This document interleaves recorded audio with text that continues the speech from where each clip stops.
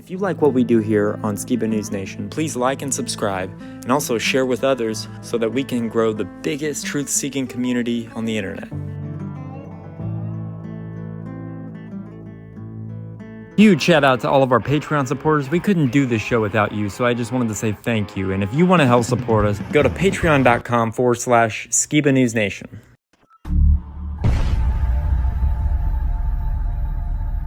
What it costs. I want to know what the truth is. And I hope that people, my son, anybody, if my name comes up, whether you like me, whether you agree with me or not, at least you could respect the fact that he's on a quest for truth. He's on a quest for truth.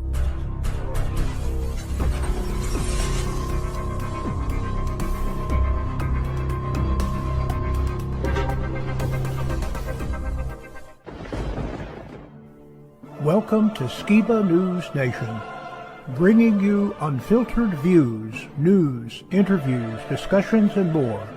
And now, here's your host, Jeremiah Skiba, award-winning musician and son of Rob Skiba.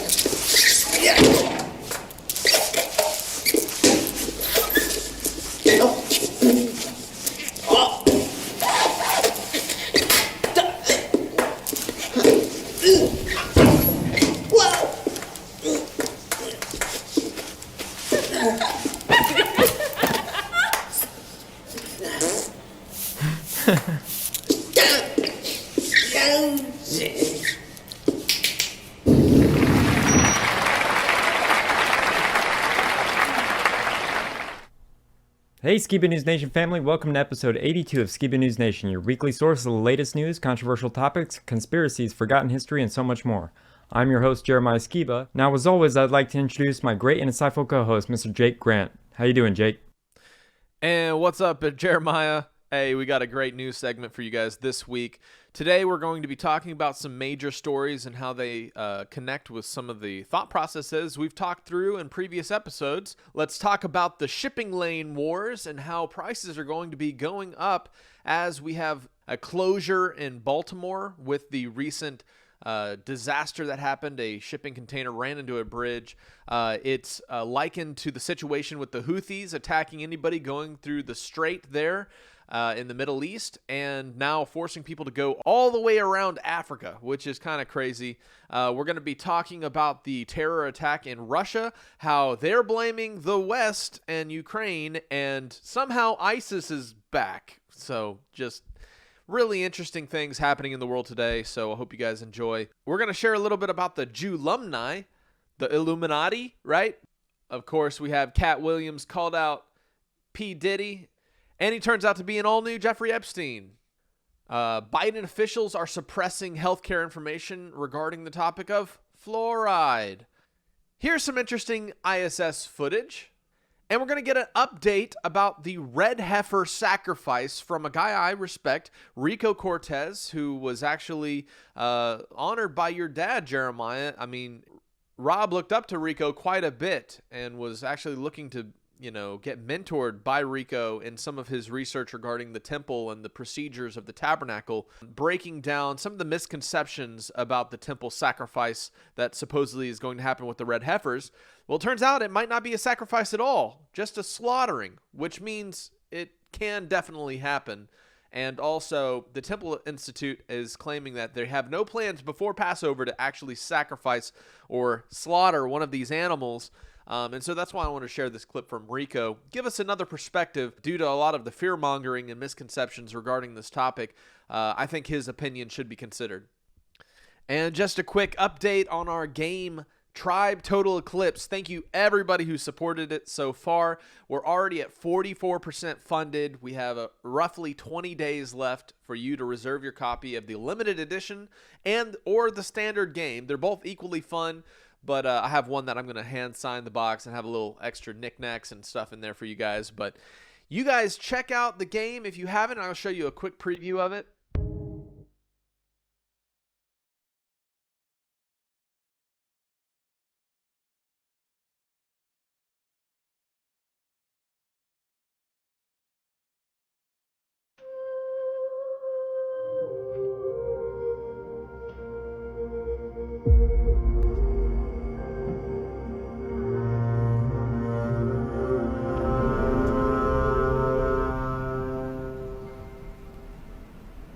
All right, let's get into the news, Jeremiah. All right, well, I know we got a great episode. Let's dive into some current news.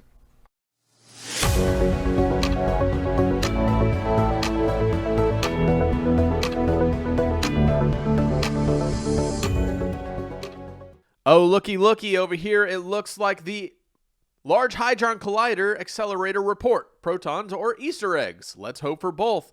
A lot of people online have been talking about they're firing this thing up in time for April 8th. I don't think there's any direct connection, but it is interesting that the Large Hadron Collider, which has had conspiracy surrounding it that it could be causing seismic activity when massive amounts of energy are dumped into the Earth. So that's something to keep on our radar as they start trying to recreate the Big Bang, you know. Anyways, ship cited for previous propulsion deficiency before the Francis Scott Key Bridge crashed in 2016. Okay, so they're just basically trying to re-solidify the narrative that the ship failed. It was a complete accident, kind of squelling the narrative that it would be an attack or orchestrated. Anyways, some of the images coming out about the crash are really crazy. I mean, just look here. It lost power as it was heading towards one of the pylons holding up the bridge. It regains power, but not in time, and ends up not being able to turn, and it completely collapses this giant bridge. So, man.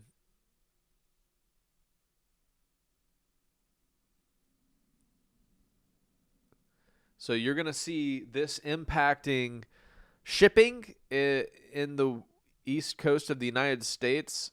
Already we have an exorbitant rise in shipping costs because of the situation in the Middle East with the Houthis attacking people. And now we have more places closed. Oh my goodness. It's just insane. Now there were several casualties in this event.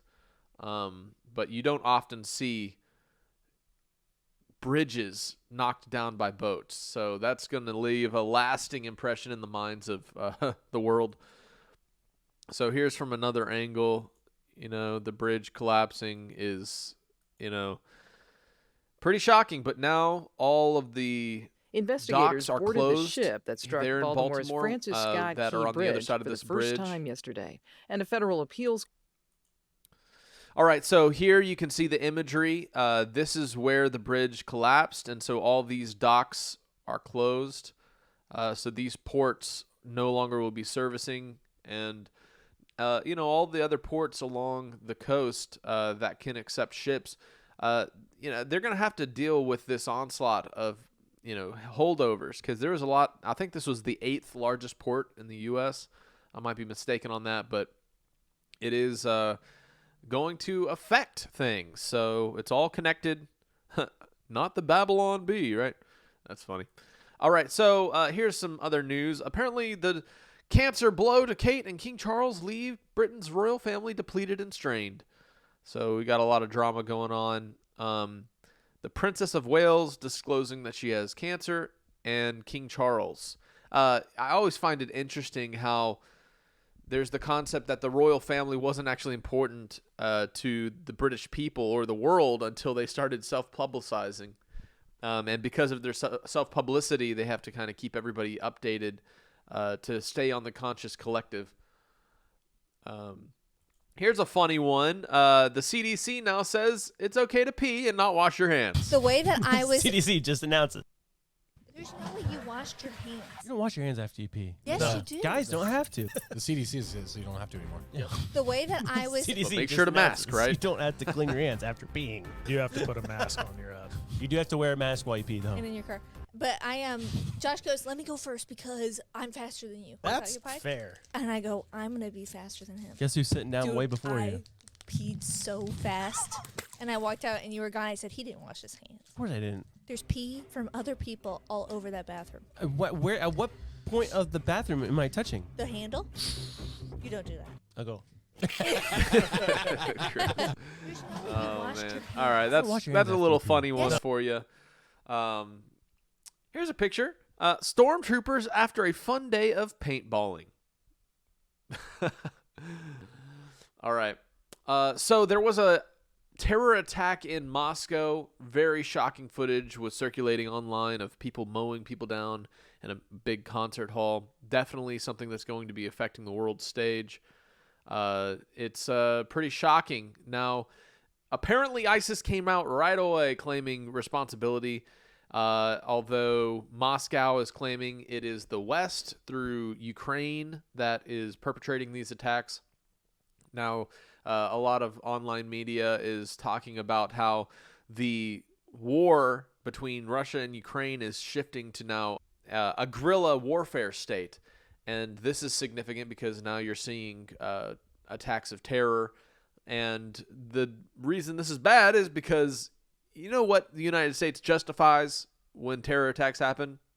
Yeah. Going over there and putting their boots down. Well, what can Russia now justify if they can finger these attacks on somebody? Yeah, putting boots down, right? And that's the stuff that leads to World War type scenarios. So, also, this is a good lesson. Don't be caught unprepared, because this can happen even here, and abroad. I mean, God forbid. But what would you do in a situation like that? Where would you go with your family? A lot of these people were just herded like sheep to the slaughter, and I think that's the scariest aspect that we need to learn from with this event. And if you live in a high density population city area, remember what the scriptures say, right? That flee, Mr. Babylon, don't partake in her plagues or her judgments. You don't want to be in the cities because you're going to be experiencing this type of cursing, right? If people lose their minds, if war starts to kick off. Here's something I wanted to bring out. Here's the suspect Russians have caught, apparently beaten. Apparently U.S. knew about it and was warning from their embassy Americans to stay away from events, concert venues, because of a potential for a terror attack. Man. So something I wanted to bring out about the closure of the ports and how we see World War III ramping up is I wanted to bring to mind this verse in Revelation 18, of course, is the verse and chapter about Mystery Babylon and the destruction of the harlot, right? Who made the world fall prey to the sorceries and the pharmakia, right? Well, we know where that manifested really and took hold in 2020, 2021, the U.S., right? Well, we were the greatest manufacturers, distributors of propaganda regarding that topic. And now we're seeing all these closures of port cities due to different issues. The Houthis bombing people who go through that Strait of Hormuz, or you see the closure here because of the incident. Well, could this be creating the scenario where these verses could at some point be the case? You have so many people backed up in the shipping lanes. It's just like the Evergive that blocked the Suez Canal and caused these ships to sit off and wait their turn, right? And reminiscent of this verse in Revelation 18:17, for in a single hour all this wealth has been laid to waste, and all the shipmasters and seafaring men, sailors, and all whose trade is on the sea stood afar off. I mean, Are we seeing Babylon close its ports so that this can manifest as, all these shipping, lanes are closed and people are having to go all the way around the world to deliver goods? There's a lot of backup happening in these port cities. So something to consider. All right, check out this clip, which is about the Jew-lumni. Ben? What do you mean? Yeah, of course. Ever since I started the Israel-Palestine arc, I've gotten so many connections. I've gotten like new payment processors. I get like there's a lot of people there's like a lot of organizations that kind of like send me revenue and they shoot me like talking points or whatever, or they'll like recommend me like books. They don't like control what I see on stream, of course, but they'll like suggest like, hey, you should take a look at this. And then, and they also sound like a decent chunk of change. I was like, well, if you're going to pay me, like 30,000 new shekels or whatever, why the fuck would I not take a look at the material that you want me to read and repeat on stream?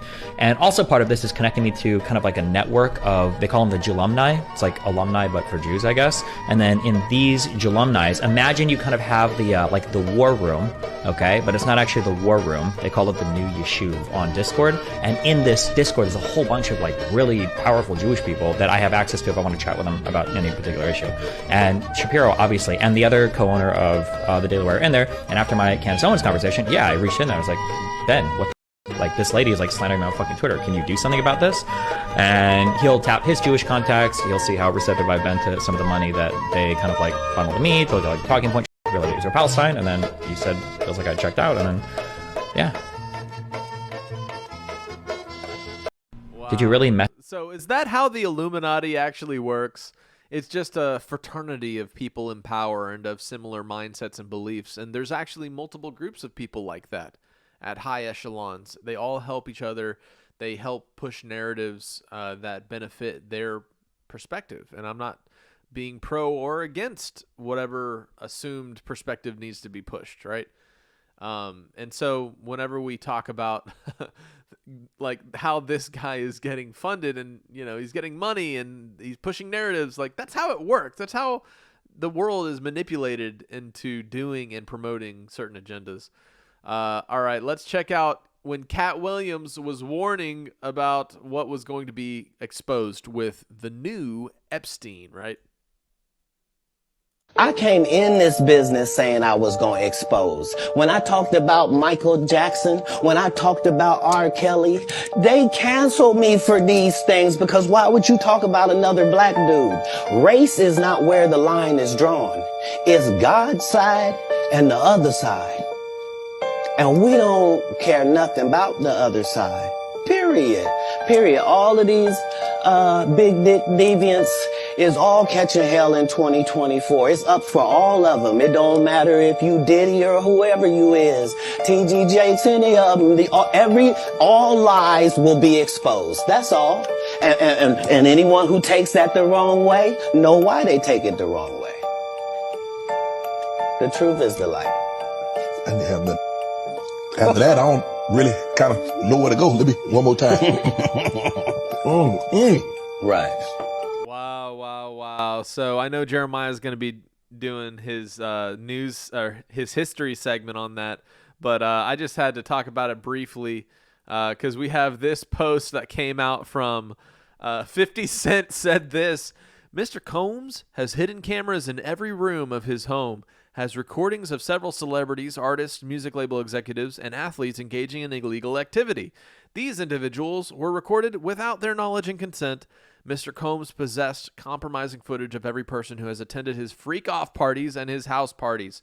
And 50 Cent says, shaking my head, this is going to be so good. What you want to bet I'm going to get these tapes. I pay top dollar for them. You ever been over there? I don't go to Puffy's parties. Oh, my gosh. So, it's interesting that Cat Williams was calling it out, how all the craziness is going to be exposed. People are going down, and that's the two sides of how control can operate. There's other kind of varying degrees, but I described the first, which is the good old boy system, right? Everybody's got each other's backs. We all have like mindset, whatnot.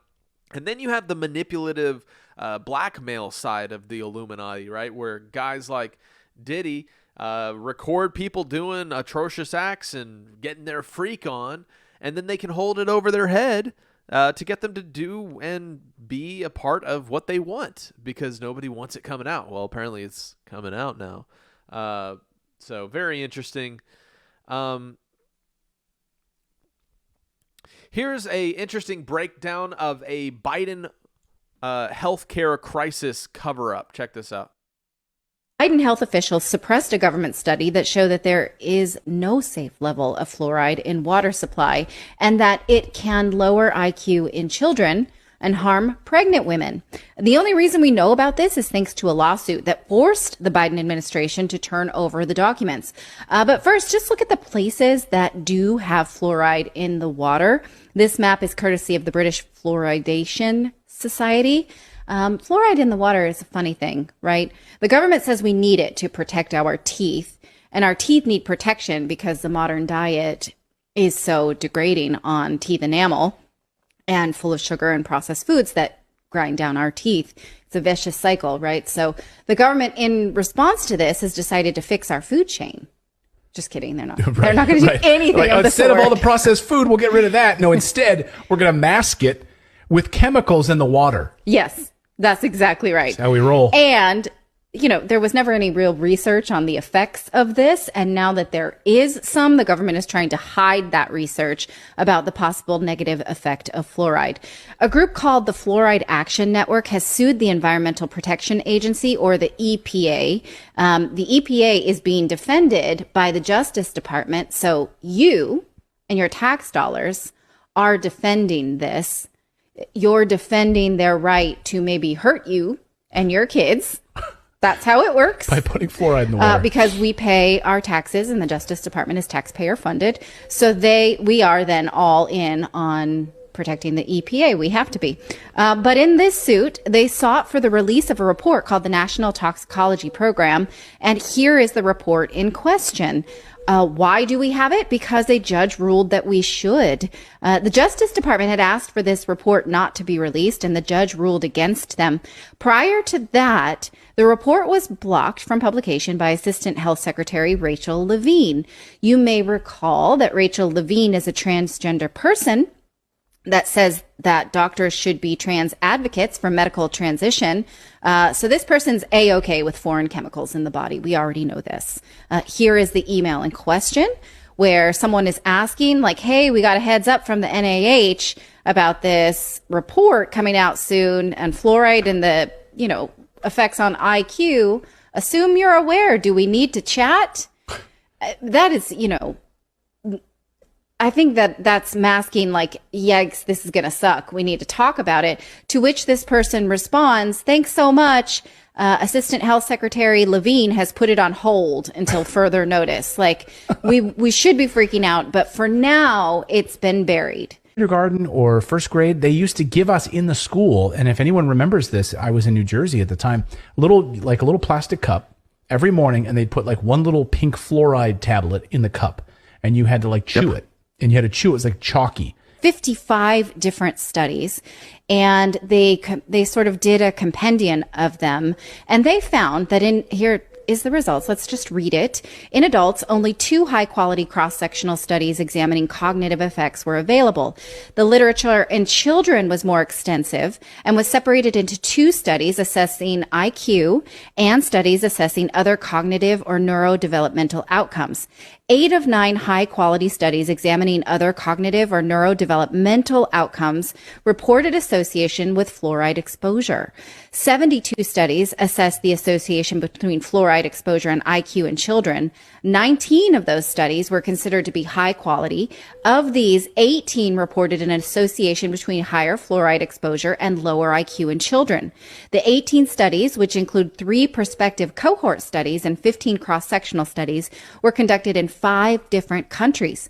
46 of the 53 low-quality studies in children also found evidence of an association between higher fluoride exposure and lower IQ in children. There you have it. So just an interesting breakdown of, how they're making us stupid with fluoride.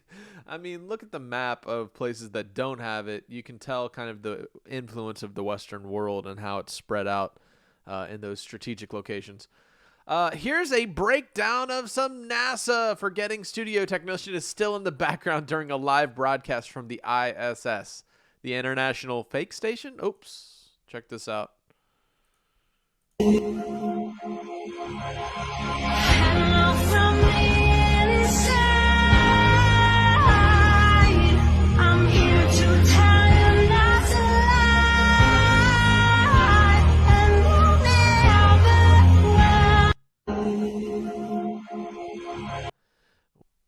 All right, here's a video I wanted to share from Mariko Cortez, and it's news about the status of the red heifers in Israel. There's been a lot of fear-mongering and confusion going around the Christian prophetic circles, right? Eschatology buffs are freaking out because the third temple and the rapture. Okay, so listen to Rico's breakdown of this, and we are going to have him as a guest to come on soon and talk about some of these topics, but I'm interested in sharing this. Here we go. Before everybody else joins me here, this is a message an update on the current situation of the red heifers in Israel. As I've been, I'm in Puerto Rico, I'm heading home tonight, I'm here at the airport, and I just finished a conversation with Rabbi Persov. Rabbi Persov is a person who was at the conference they did today in Shiloh in regards to the Paraduma and the laws of purities and the things they need to do. So the reason why I'm doing this particular live is because I had a conversation with him about 15 minutes ago now in regards to the status of the red heifers in Israel. As I have been watching a lot of the news, and I've noticed a lot of misinformation and fake news. Now, one of the things that I highly recommend that you all follow and consider doing, when you're dealing with prophetic pictures and prophetic messages and at the end times, and everything involves the temple, be wise and select the teachers who actually research the topic, those who actually know the steps necessary to give you a clear picture of the end time events. Many people, they start running after fake news. Let me give you a prime example. When you see the news or you see something on Facebook in which they put an altar and they tell you the altar is ready for the sacrifice of the red heifer, you can pretty much know that person doesn't know what in the world he's talking about. Let me tell you why. And if I speak out of confidence, it's not arrogance. But you kind of get tired of people putting out stuff and everyone believes them. And then the real temple researchers, it's like we have to always prove to them that we know something about the topic. So what I did, I called my teacher, Joseph Good. We talked about this, and then we also I spoke with Rabbi Persov, who is in Israel. And the first thing you know, if the person knows or not what they're talking about, if they tell you that it's a sacrifice. I used to say that back in 2004, 5, and 6. Then I realized that it's not a korban. It's not a sacrifice. It's a slaughtering, and it does not require an altar. So when you see them saying, oh, this is the altar, well, they're going to sacrifice the red heifer, completely disregard them. They don't know what they're talking about. All they're going to do is they're going to create a fear in the people because of the anti-Semitism and because of the anti-temple rhetoric going around, that people just are going to start having opinions of misinformation and actually things that are not true. So I'm counting on you to consider listening and watching and learning about the proper context of these particular offerings, or in this case, the slaughtering of the red heifer. There are two red heifers that are kosher right now in Shiloh. They're in Shiloh. I know because I saw the video today of the conference and they're there. There are actually 5 that are there, but 2 are kosher. There are no plans. I just talked to the rabbi, one of the rabbis in charge who's dealing with that particular topic. There are no plans as of today to do any slaughtering on the Mount of Olives before Pesach, directly from them. It's not something that I'm speculating. I spent some time with him speaking on the phone, so I want to make sure that I can validate everything I tell you.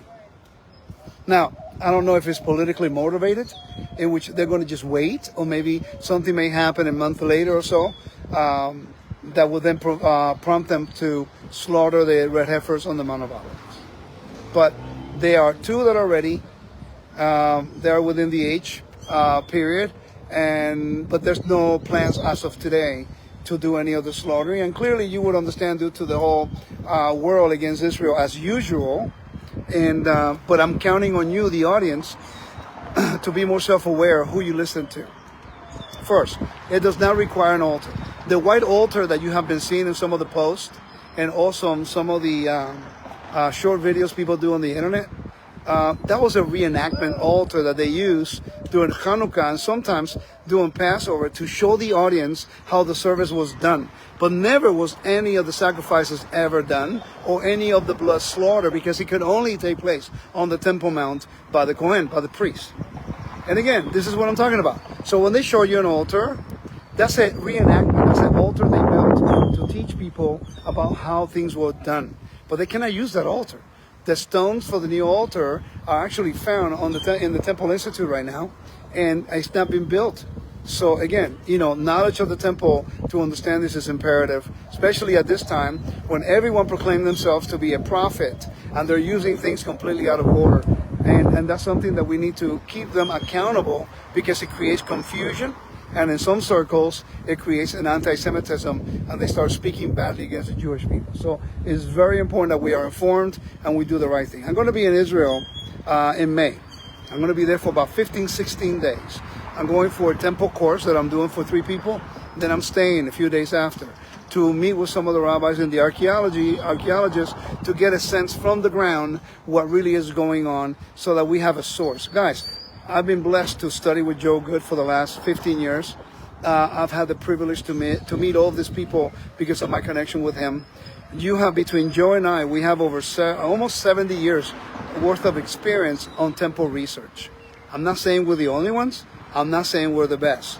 But what I'm saying is that we have at least an idea to how to properly give you an update about some of this stuff. It's interesting that in all this, you haven't heard Joe or myself going on the air telling you that the red heifers are going to be offered tomorrow. I mean, trust me, if this thing were happening, which one of the most important events that will be a catalyst for many other prophetic things to happen, we will be the first ones telling you. We will say, hey, the slaughtering of the red heifer may take place. This time, keep prayer. So select your resources. Let us stop running around just listening to anybody who is a self-proclaimed prophet, thinking and speaking about things that when they put an altar and they say a sacrifice, they automatically would eliminate themselves as anyone who knows anything in the eyes of Jewish people who actually understand these things. I think accountability is important, and it's time for us to at least understand these principles. And I think it's important, my opinion, that if we're going to have some kind of opinion about the Paraduma, listen, take the time. It doesn't take you that long. There is a tractate on the Mishnah, Para. It's all about the red heifer. And you have Numbers chapter 19. It's all about the red heifer. And you have plenty of information that can teach you and help you understand a little bit more about this particular procedure that is for corpse impurity. It's for anything connected with death. So I pray that this helps. And please do me a favor. Share these with as many people as you can. All right, so a very valuable opinion. I respect Rico. I've interacted with him numerous times over the years, and he was held in high regard by Rob as well, Jeremiah. So I definitely respect Rico and some of the things he's breaking out. I did think it was worth pointing out that, like he said, we don't know if it's politically motivated that they're keeping things close to the chest also, because if they start speaking about actually moving forward with certain things, of course the world's going to be in uproar, and the whole Islamic community surrounding Jerusalem is going to be like, whoa, we don't like that. But we'll see how things play out. But I did want to bring up the topic of how it's not a sacrifice, it's a slaughtering that they're trying to do with the red heifers. So some interesting things to research there. All right, that's all the news for this week, Jeremiah. We're not going to have a meme segment this week, but hope you guys enjoyed. And please go and check out Tribe Total Eclipse on Kickstarter. I'm really excited to get the game out there, and there's only around 20 days left as of the airing of this episode, less than actually, to reserve your copy. So we're halfway funded, almost 45% as of today, and I'll see you guys next time. Thank you, Jake, for another great current news as always. And now I want to show you guys the Testing the Globe Super PAC. So check this out. We're flat earthers, and we know NASA faked the moon landing. We're flat earthers. We know the secrets hidden in Antarctica. We're flat earthers, and we know NASA was started by Nazis. We're flat earthers. We know that water doesn't bend and stick to a spinning ball. We're flat earthers. Our beliefs are backed up by the Bible. We're flat earthers. We know that pilots don't adjust their flight downward to account for the curvature of a globe. We're flat earthers. We know about the firmament and why the rockets can go through it. We're flat earthers. We don't trust the government. We do our own research. We're flat earthers, and we can prove it. Get your Testing the Globe Super Pack today. The link will be attached to this video, where you will get a Testing the Globe book, a Testing the Globe interactive DVD-ROM, and a refraction kit by Rob Skiba. As always, the links will be down in the description below, and I think it's about that time for an all-new Oppa's Corner. Take it away, Oppa. Charlie. Mein Hut, der hat 3 Ecken. 3 Ecken hat mein Hut. Und hat nicht 3 Ecken, dann ist es nicht mein Hut. Well, it's time for another Oppa's Corner. So, let's get started. An engineer dies and reports to the pearly gates. St. Peter checks his dossier and says, "Ah, you're an engineer.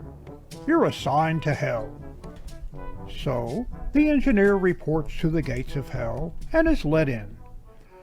Pretty soon, the engineer gets dissatisfied with the level of accommodations and starts designing and building improvements. After a while, they've got air conditioning and flush toilets, escalators, elevators, and so on. And the engineer is a pretty popular guy. One day, God calls Satan on the telephone. "So, how's it going down there in hell?" "Hey, things are going great. We got air conditioning and flush toilets and escalators. There's no telling what our engineer is going to come up with next." "What? You got an engineer? That's a mistake. He should never have gotten down there. Send him back immediately." No way. I like having an engineer on the staff. I'm keeping him.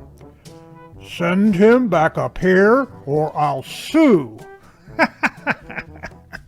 Yeah, right. And just where are you going to get a lawyer?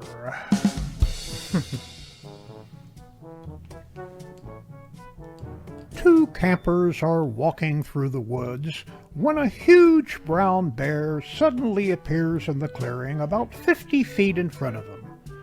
The bear sees the campers and begins to head toward them. The first guy drops his backpack and digs out a pair of sneakers and frantically begins to put them on. The second guy says, "What are you doing? Sneakers won't help you outrun that bear." "I don't need to outrun the bear. I just need to outrun you."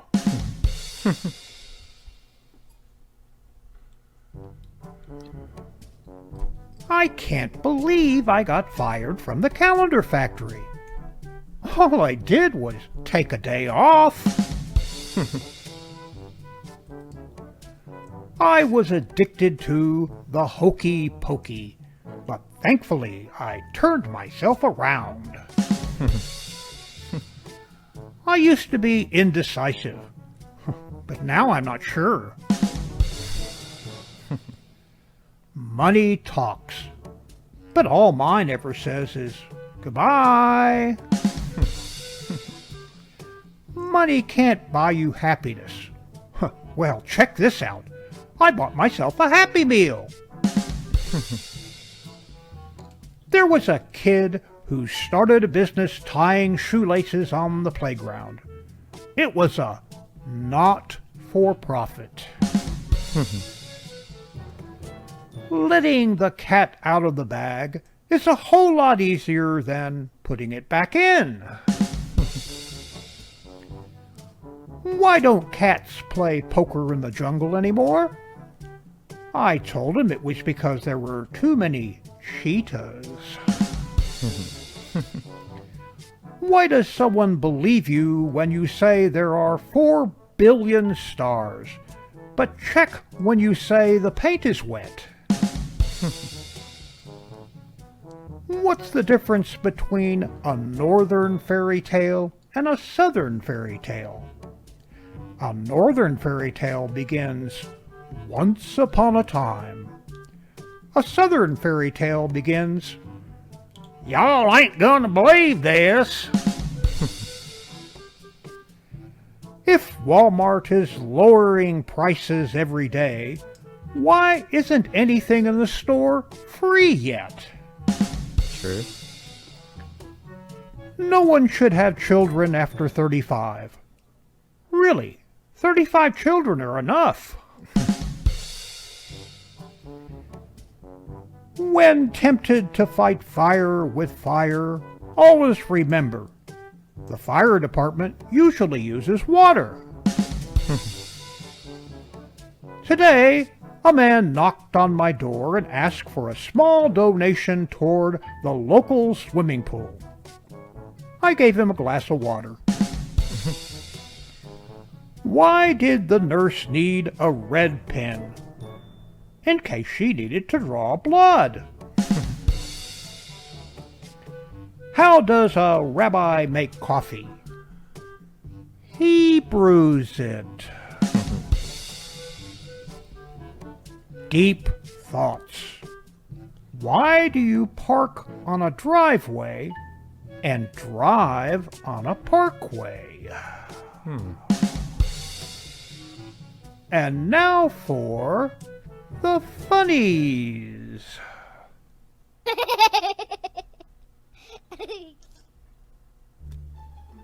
Okay, what the heck is this thing and who threw it? 1885. The Wright brothers invent the paper airplane.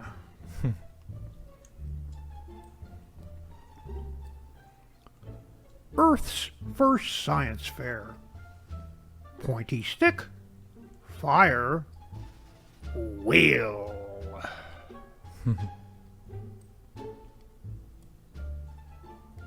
Six hamsters?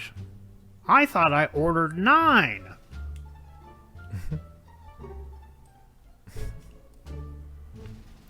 For sale. It's got a new lace, has been fumigated for athlete's foot, and best of all, it's got an all-new odor eater padded insole.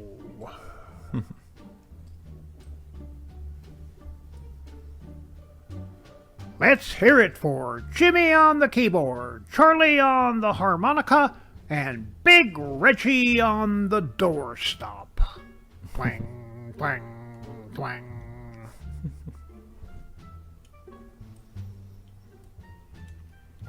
Aunt Hilda's Flapcats.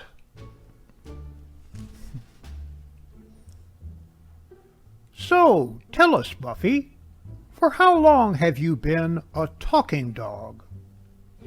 Well, Jim, I've been talking for quite some time now.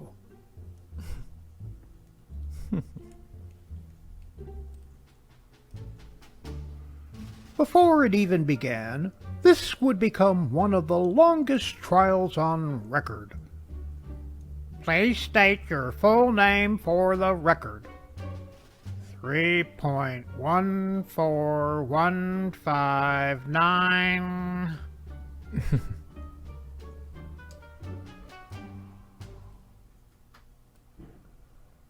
Happy birthday. Okay, maybe a surprise party wasn't the best idea.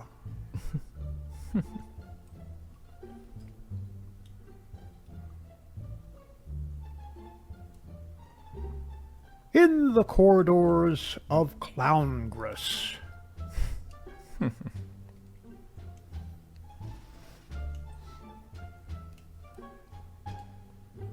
I don't want any of it. I just order the stuff for the boxes. Yep.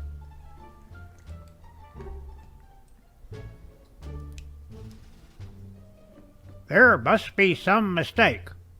I only ordered 1 peck of pickled peppers.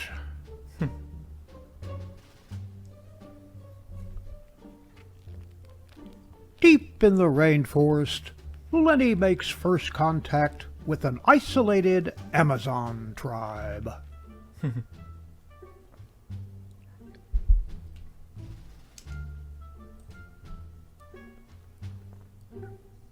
Get a Zorb.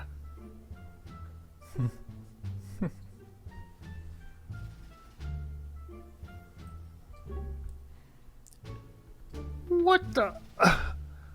All these eggs are hard-boiled again. How is that even possible?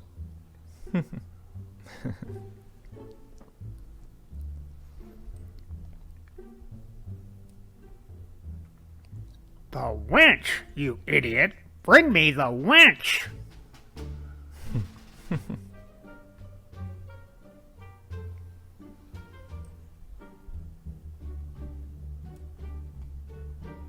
We also have a jumbo box of cookies that you can sit in after. Sold!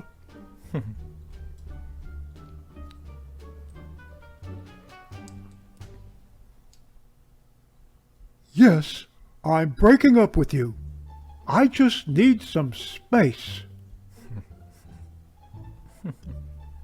Central Intelligence Agency may or may not be out to lunch. Or maybe killing JFK.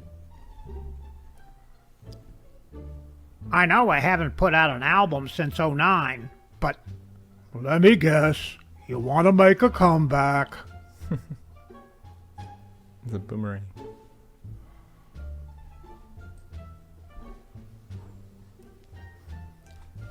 The carnage out there is terrible, Sandy. Feathers everywhere. Oh, here we go.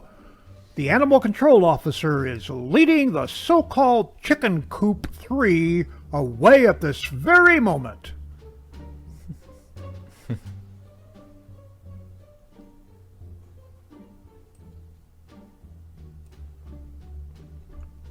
Huge suit sale.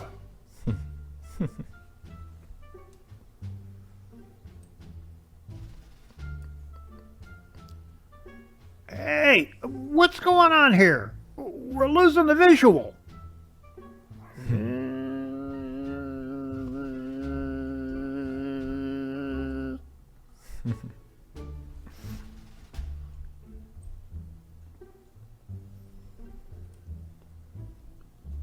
Eel parties.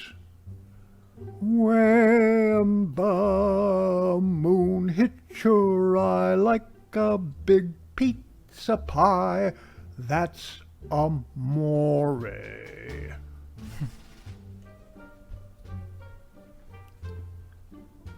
Well, if you insist on having the chef salad, I'll need to create a diversion.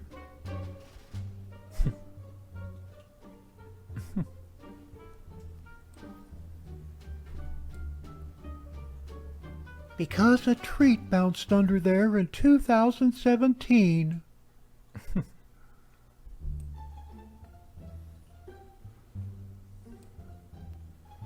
Pessimist Prime. we'll never defeat Megatron. We probably can't even afford enough gas to chase him down. And I think these mud flaps make me look stupid.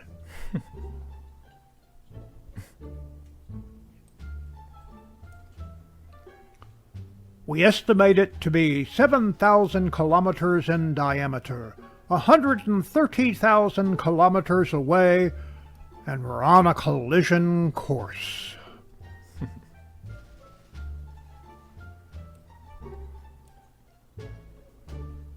Don't make any erratic movements, Miss Holloway.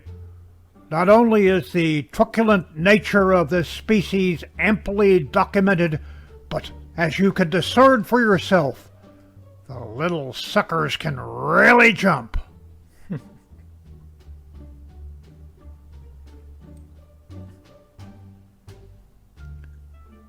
Remember, zombies can't drive.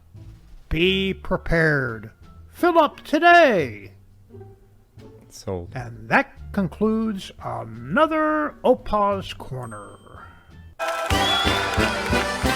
My Hut, der hat 3 Ecken. 3 Ecken hat mein Hut. Und hat nicht 3 Ecken, dann ist es nicht mein Hut. OPA'S Corner is now available on my own YouTube channel. Like, share, and subscribe. Thank you, Opa, for another great OPA'S Corner as always. Now, a word from our good friend, JJ. Are you tired of living in constant pain? Do you feel like you've tried every CBD product on the market with no relief? Look no further than JJ's Natural CBD Rub. When I was diagnosed with degenerative disc disease, this was the only product that completely took my pain away. Working with JJ has been a dream come true, and his products have completely changed my life. Don't just take my word for it. Visit JJ's website, jjcbdrub.com, and read hundreds of testimonials from people whose lives have been changed by all of JJ's amazing products. And now, as a Skiba News Nation exclusive, you can get $50 off a 3-pack special of JJ's Natural CBD Rub by texting CBD to 920-382-7720. Don't suffer in silence any longer. Take control of your pain today with JJ's Natural CBD Rub. Again, text CBD to 920-382-7720 for an exclusive discount and start feeling the relief you deserve. The links are in the description below. Thank you as always, JJ. Opa, before we go to history, can we flash the cat cam real quick? Cat cam. Look how cute. Look how cute. He wants to hurt me. Cat cam. Cat cam. Beautiful. Ah, he bit me. Okay, it's time for some history.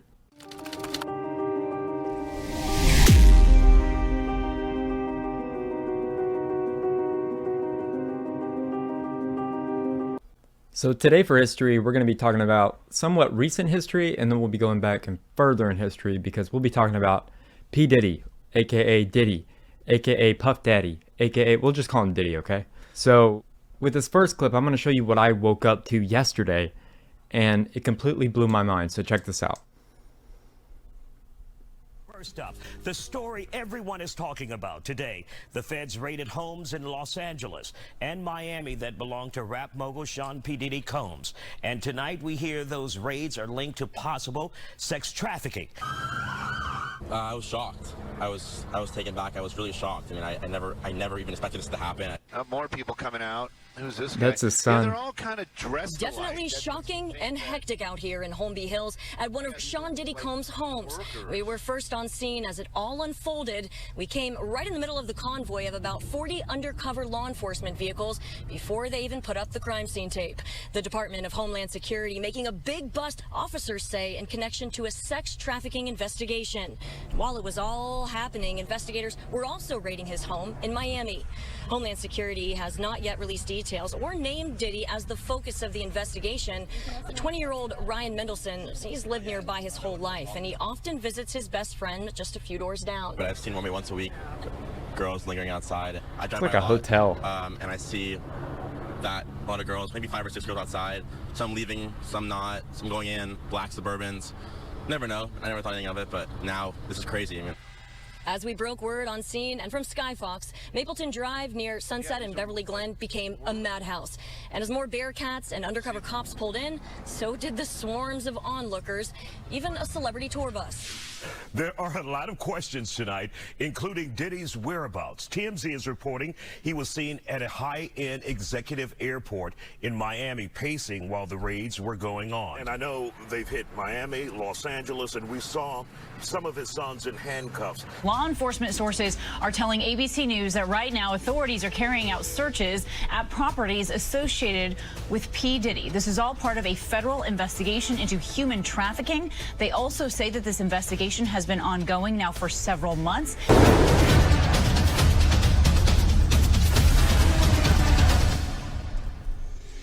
What's up, guys? Boy, Benny. Holy this P. Diddy story just got super duper real. Getting massive OJ vibes right now. Puff Daddy, P. Diddy, the rapper, has fled the country on a private jet heading to what some say is an African nation with no extradition treaty with the United States, where he'll just disappear forever.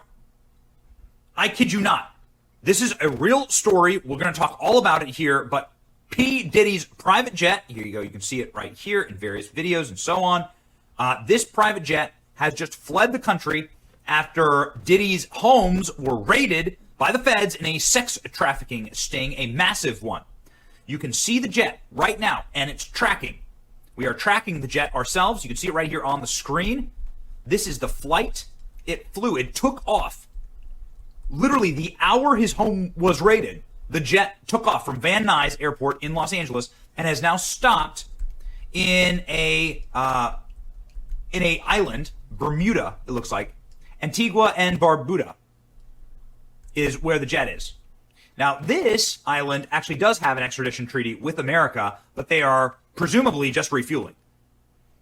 These jets need to stop at certain locations. They can't do the trip. I mean, this is a very, very long trip already. But the rapper Diddy is now out of the States. He's out of the building. He gone.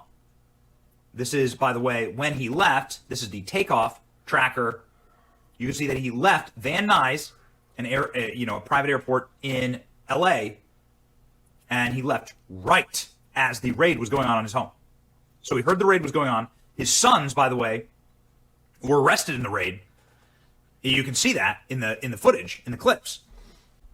Now, correction there, Diddy was actually taken into custody in Miami, but I want to know what was on that airplane and why it was flying to where it was flying, which is very strange to me. And remember this, we're filming this on Wednesday, so if anything happens before Friday, like I said, it's Wednesday, so. But I had heard about this Diddy thing for a long time, and I was going to do previous histories on it, but I didn't know if you guys would know or care who Diddy was, since I really didn't know or care who P. Diddy was.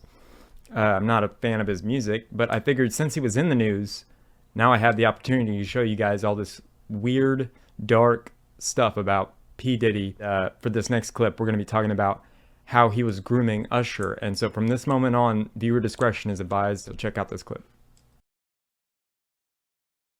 Yo, imagine trusting somebody like the legendary Diddy to mentor your son, only to find out that he hooks up with them. I know, that's insane. But allegedly, that's exactly what used to happen at the Puffy Flavor Camp. What I did say is that there were very curious things taking place, and I didn't necessarily understand it. So, what exactly did Usher reveal about his experience at the infamous Puffy Flavor Camp? When the world was first introduced to Usher, fans obviously loved him because he was amazing at such a young age, and record labels also obviously wanted to have him on board. So he was first signed to LaFace Records as a young teen, and he was given to Diddy to mentor. Then when Usher was 14 years old, he moved to New York to stay with him in what was known as the Puffy Flavor Camp, something that his own mother actually approved. Remember, Usher went to stay with Puffy.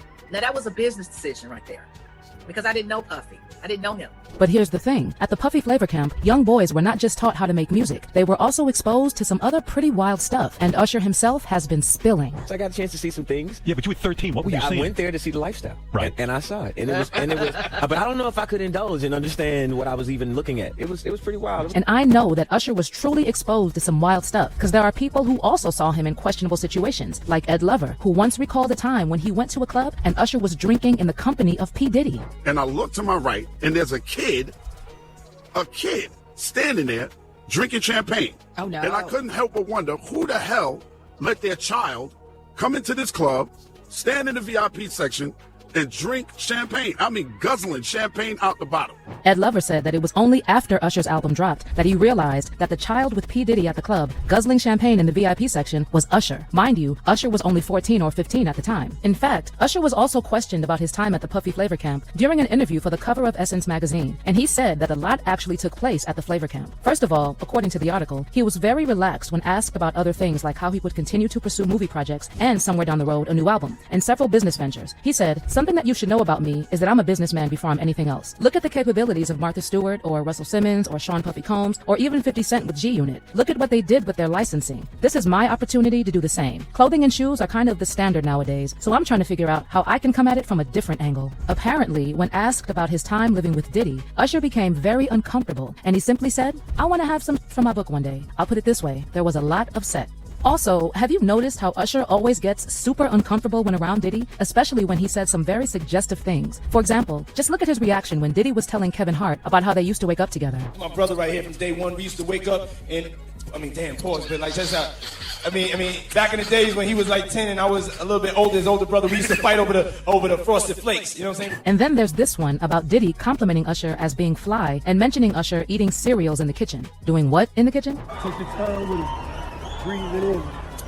Yeah, they yours when you go see this for you. This ain't for nobody else but you. You take that time, boy. I see you. Fly ass motherfucker in Vegas. You in the kitchen. Eating all my cereal. Anyway, it wasn't just about Usher, by the way. Diddy's ex-bodyguard also narrated a time when Diddy and another artist ran out of a hotel room naked. And he said, yo, Gene, watch the door. Don't let nobody come through here. And I said, I watched the door. If I watched the door and him and a man ran out naked, and I said that, ain't nobody told me that. I saw that myself. Now, he doesn't give a name or the age of the artist, but that just goes to show that guys really aren't lying about what exactly went down at the Puffy Flavor Camp. Plus, someone like Jamie Foxx also confirmed that there were indeed wild parties hosted and funded by Diddy himself. But Puff say this party, Playboy, this party right here, I see $1.5 million. I said, what? You spent $1.5 million on this party? In fact, Jamie Foxx may have been one of the participants of whatever was going down at the Puffy Flavor Camp. Because just like Usher, somebody else also used to sleep in his house as a teenager. Nick Cannon used to sleep on my couch. 13 years old. Look, I'm not saying that anything happened there, but the fact that he was pretty close to Diddy and also attended the wild parties, something about a 13-year-old sleeping on his couch just gives me the chills. I mean, Ed Sheeran also used to sleep in Jamie's studio when he was starting out, and I can tell you that Ed has said a few unpleasant things about the parties that Jamie Foxx was hosting at the time, and in even more receipts about what really used to go down at the Puffy Flavor Camp. Apparently, Kim Porter wrote all about it in a yet-to-be-released tell-all book. From how Usher's mom confronted Diddy about allegedly being intimate with Usher after she found out what was going on, to speculations about Kim having video footage of Usher and Diddy hooking up. You know, I wouldn't be surprised that Usher got turned at the Flavor Camp, because the things that have also been making rounds about him are pretty wild. Like when Dwight Eubanks suggested to Wendy Williams that Usher's marriage was going through hell, courtesy of what he was doing behind closed doors. But since you're in Atlanta, you can take us in a little bit more. So what is the word on the street and what that marriage is about? We're going to hold that for a later date, but okay. What you think you heard is what's on the street. Okay, so he's how you doing?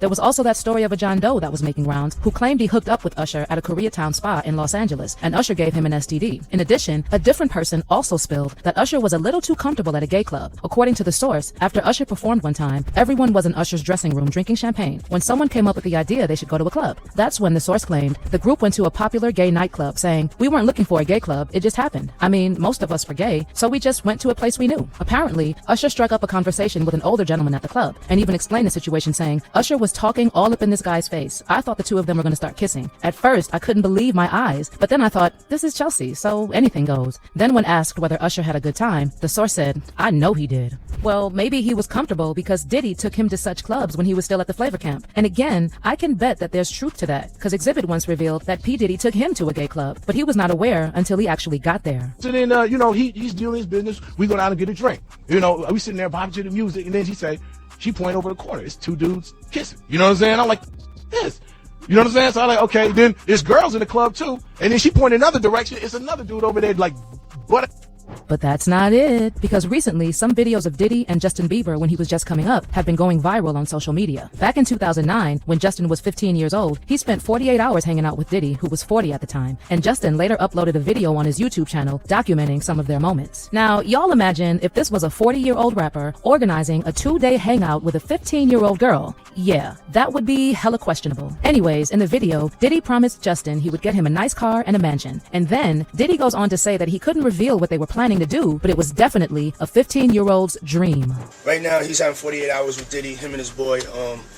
They're having the times of their lives, like where we hanging out and what we doing.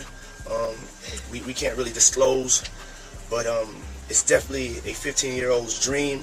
And in another video, you can see how uncomfortable Justin is when Diddy questions him about why he stopped hanging out with him. What's up, man? You good? I'm good. How are you? Young brother, everything's good? Selling out arenas and everything? Starting to act different, huh? You ain't been calling me and hanging out the way we used to hang out. Well, you try to get in contact with me, through all my, partners and whatnot. Mm-hmm. But you never really got my number, so. Right. Okay. My number? So, yeah, people are not just coming up with all these stories about what took place at the Puffy Flavor Camp. Like, it was so bad that Usher himself said that, as a dad, he would never take his kid to the Flavor Camp. 14 years old. You're a dad now. Would you ever send your kid to Puffy Camp?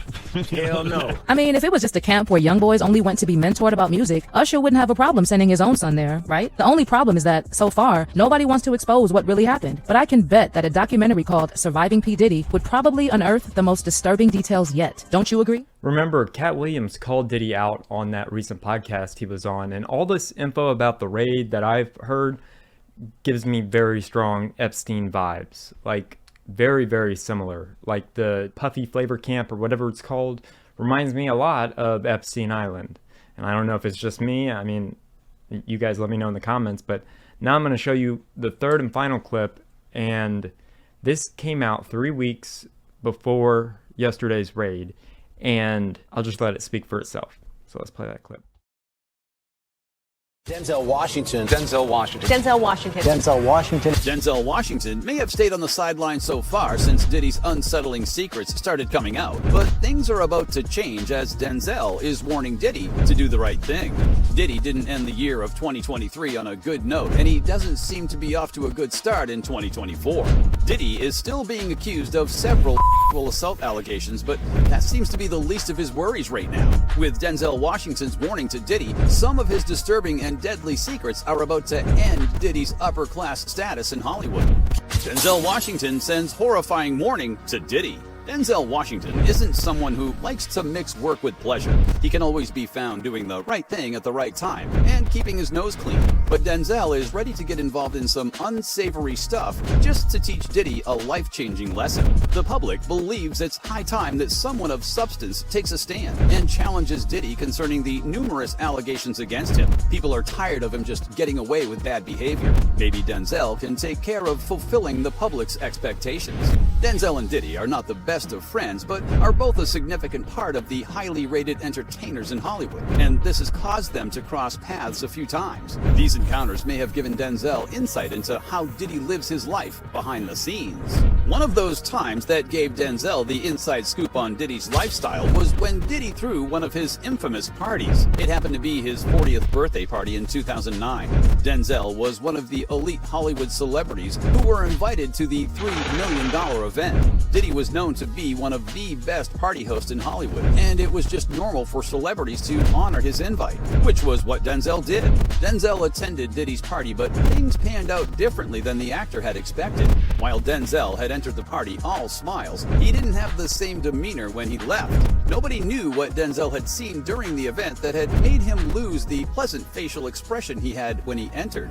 Denzel left the party quickly, without even pretending to be interested in going to the after party. Denzel's face, which showed utmost disgust, was captured by the paparazzi outside. The photos and videos of Denzel's expression while leaving the party made the rounds and sparked many rumors. The public believed something unspeakable must have happened at the event, and Denzel must not have been a fan of whatever went down. Denzel, who has never been spotted at any of Diddy's infamous parties since then, and didn't disclose what he had witnessed, might be ready to expose Diddy at last. Diddy might have been able to allegedly buy off everyone else who has come forward, but it's not likely that he would be able to do the same with Denzel. Other celebrities expose Diddy. While Denzel is just in the phase of sending warnings to Diddy, some other celebrities have already gone above and beyond as they have exposed Diddy without caring about the consequences. Certain celebrities known to have been close pals and even just normal people who had close working relationships with Diddy have exposed him at every opportunity, either for his bad business ethics or his questionable sexual involvements. Former Bad Boy artist and close friend of Diddy, Maze, once revealed to the public in 2019 through an Instagram post how Diddy was unfair in his business dealings. Maze posted on his Instagram, "Past business practices knowingly starved your artist that helped you obtain that Icon Award on the iconic Bad Boy label." Maze's post caused quite a stir on social media, but Diddy was unbothered. He never responded to Maze and continuously flaunted his wealth, proving no one could stop him. Another former Bad Boy Records rapper, Mark Curry, is also someone who has worked closely with Diddy and allegedly witnessed some terrible things during that period. Curry even wrote a book to expose Diddy back in 2009, which he titled Dancing with the Devil.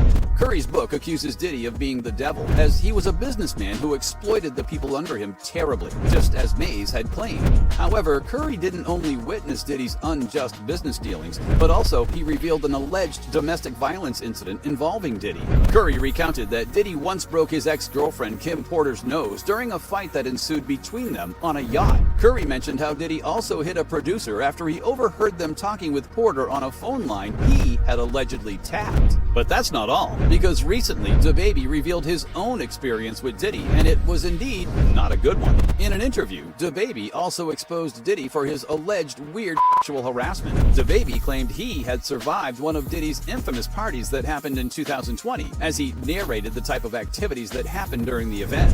DaBaby recounted how the party was all fun at first, with several significant Hollywood celebrities in attendance. The rapper explained that the party started out as a regular adult party should, involving normal adult activities. Well, apparently, the whole normal atmosphere of how a party is typically organized soon went sour. DaBaby's facial expression during the interview showed how nervous he must have been when he was at the event. DaBaby narrated that the star-studded party in Diddy's mansion rapidly started to thin out, and this was the moment he knew something was up. DaBaby said, "It was just like the vibe went from party mode to, wait, what's happening here?" with just a handful of people left in the room. The rapper claimed he initially didn't read any meaning into the situation, but he started feeling uneasy and getting suspicious the moment Diddy seemed to invade his space in the room. According to DaBaby, Diddy, he put everybody else out of the crib, like the influx of people here, but he had took a liking to me in particular around that time. He added, and it was really, like putting his arm around me. DaBaby didn't fully disclose the details of what had happened, but his body language gave people on social media enough answers to whatever their questions might be. It seemed like DaBaby wanted to hint to the public about the occurrence, but still tried to play it smart by not entirely letting the cat out of the bag to save his career. Diddy faces several abuse accusations. Fans have speculated that there may be no way out for Diddy anymore than to finally serve time in jail following the numerous accusations he's been facing. Cassie Ventura, who used to be Diddy's girlfriend and signee, broke the internet when she filed a lawsuit against Diddy in November of 2023. Cassie's lawsuit against Diddy was reportedly filed against him and his businesses, which included Bad Boy Records, Bad Boy Entertainment, Epic Records, and Combs Enterprises. It contained disturbing allegations, some of which were about Diddy forcing her to perform illicit acts with male workers while he watched and even documented those moments.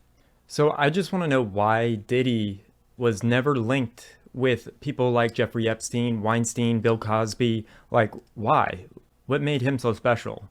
It's just so confusing to me. And also, there's a clip that I wanted to play this week, but I thought it was too disturbing to play on our YouTube channel that I will post on our Patreon, and you guys can go check it out and subscribe to our Patreon if you'd like.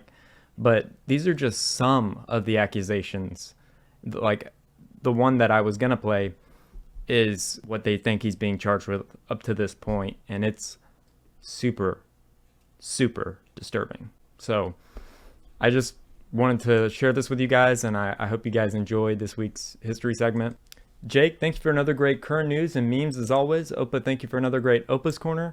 I hope you guys enjoyed today's history segment and the whole episode from beginning to end. Stay awake, not woke. Subscribe and stay tuned. If you like what we do here on Skiba News Nation, please like and subscribe, and also share with others so that we can grow the biggest truth-seeking community on the internet. Huge shout out to all of our Patreon supporters. We couldn't do this show without you, so I just wanted to say thank you. And if you want to help support us, go to patreon.com/Skiba News Nation.